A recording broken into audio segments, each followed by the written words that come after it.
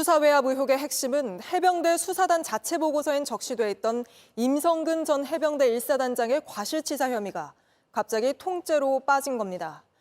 국방부는 최상병이 무리한 수색에 나서게 된 것과 사단장의 역할 사이에 인과관계가 명확하지 않다는 걸 그 이유로 들어왔는데요. 저희가 녹취 파일 하나를 입수했습니다. 이 파일 속엔 임 전 사단장이 수색 작업을 지시한 정황이 담겨 있었습니다. 지금부터 들려드립니다. 김민관 기자입니다. 임성근 전 해병대 1사단장은 최상병을 사망에 이르게 한 수색 작전에 관여한 바가 없다고 꾸준히 주장해왔습니다. 입장문을 통해 현장 지휘관이 상부의 보고나 승인 없이 여단장의 지시에 반하여 물속에서 작전을 한 것이라는 주장도 했습니다.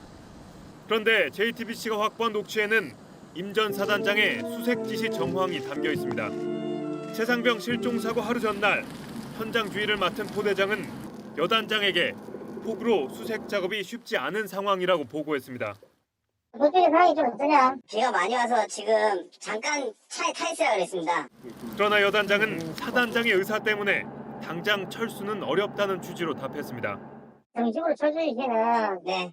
좀 상황이 애매해. 내가 사장님께 몇 번을 건의드렸는데 네. 이게 첫날부터 알잖아. 예예. 애들 강인하게 이렇게 해야지. 이게 하루 이틀 갈 거다. 첫날부터 사기 떨어져서 그러면 안 된다 이거. 해병대 수사단은 이 같은 정황을 근거로 임 전 사단장에게 과실치사 혐의를 적용했지만 국방부는 일부 과실은 있지만 과실과 사망 간 인과관계가 명확하지 않다면서 재조사 과정에서 임 전 사단장의 혐의 자체를 삭제했습니다. 해당 녹취와 관련해 임 전 사단장은 여단장이 마침 함께 위치하고 있었던 본인에게 의견을 구해 의견을 제시했다면서 여단장에게 수색 계속을 명령한 사실이 없다고 밝혀왔습니다. 의견은 제시했지만 명령은 아니었다는 겁니다. JTBC 김민관입니다. 지난 7월 해병대 최상병이 급류에 휩쓸려간 직후 지휘관인 임성근 당시 사단장이 최상병의 실종을 보고받는 통화 내용이 공개됐습니다. 임 전 사단장은 최상병이 왜 물에 빠졌는지 수영은 할 줄 아는지 물었을 뿐이었습니다. 임 전 사단장은 현재 자신은 사고 책임이 없다고 주장하고 있습니다. 김민관 기자입니다. 지난 7월 19일 무리한 실종자 수색 작전에 투입됐던 해병대 1사단 소속 채모 상병이 급류에 휩쓸려갔습니다.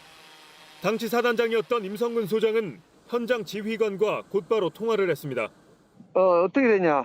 깊은 데서는 안 했다는데 인원이 떠내려가고 지금 안 보인다 그래서. 잠시 뒤 지휘관에게 다시 최상병이 왜 빠지게 된 건지를 묻습니다.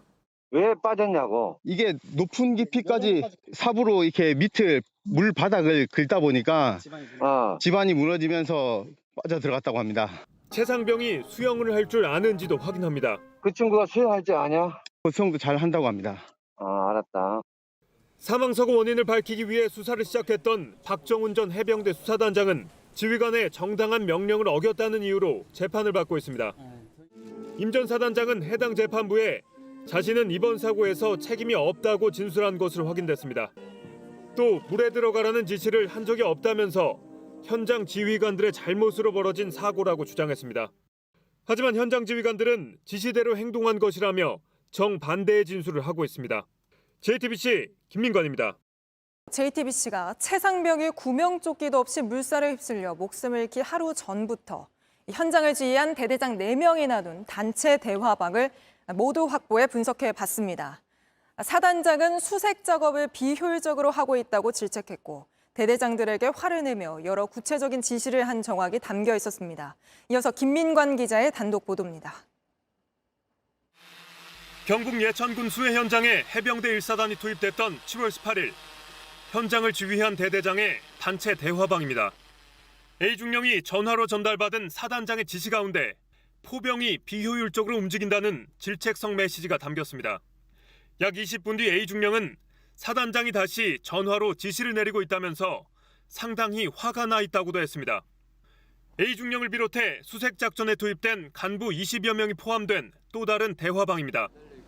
사단장과 통화를 마친 A중령은 약 1시간 30분 뒤 보다 구체적인 지시사항을 부대원들에게 전파합니다. 내일 사단장이 현장에서 작전 지도를 할 예정이라면서 수색 작전을 하는 장병들은 무릎 아래까지 들어가 임무를 수행하라는 내용이 담겨 있었습니다. 임 사단장이 비효율적인 수색 작업에 화를 냈고 이게 무리한 수색 작업으로 이어졌다는 정황이 확인된 겁니다. 박정훈 전 해병대 수사단장은 이런 증거를 바탕으로 사단장에게 과실치사 혐의가 있다고 판단했습니다. 하지만 국방부 조사본부는 사실관계를 더 따져봐야 한다면서 박 전 단장의 최초 수사보고서에서 혐의를 삭제했습니다. 임 사단장 역시 본인은 수해복구 작업 지침을 내릴 위치에 있지 않다면서 혐의를 부인하고 있는 것으로 전해졌습니다. JTBC 김민관입니다. JTBC는 최상병이 숨지기 전날 현장을 지휘한 대대장들의 대화 내용을 살펴보니 사단장이 화를 내며 구체적인 지시를 한 정황이 있었다고 전해드렸습니다. 대화 내용을 더 확인해 보니 사단장이 직접 숙소까지 찾아와 질책했고 계속된 질책에 대대장들이 사고 당일까지 우왕좌왕한 정황도 담겨 있었습니다. 김지아 기자가 보도합니다. 고 최상병이 사망하기 이틀 전인 지난 7월 17일 해병대 1사단은 경북 문경의 한 숙소로 이동했습니다. 대대장들이 대화를 나눈 단체 대화방에서는 이날 오후에서야 1시간 거리의 예천으로 지원 가는 걸 알게 됐다며 인원 이송이 가능할지 논의합니다. 7월 17일은 윤석열 대통령이 예천을 방문한 날입니다. 수색작전이 끝나자 사단장은 전화로 질책했을 뿐 아니라 숙소에도 찾아와서 질책한 정황이 나옵니다. 한 대대장이 사단장이 숙소에 와서 왜 이렇게 현장에 늦게 도착해서 느릿느릿 작업하냐고 질책한 걸 토로한 겁니다. 5시에 기상해서 1시간 동안 이동한 것을 설명했다며 잠도 못 잔 친구들인데 안타깝다고 하자 다른 대대장이 1303에 신고할까라며 위로합니다. 문경에 숙소를 잡고 예천까지 이동하게 한 것에 대한 의문은 이어집니다. 문경에 있으면서 왜 예천을 도와주냐는 문경시의 항의가 있었다고도 말합니다. 사단장의 질책 이후 낯선 지역에서 작전을 펼치게 된 대대장들은 다음 날 어디를 수색할지 우왕좌왕합니다. 대대장들이 목적지가 어디냐고 묻던 시각은 최상병이 급류에 휩쓸리기 불과 3시간 전이었습니다. JTBC 김지아입니다.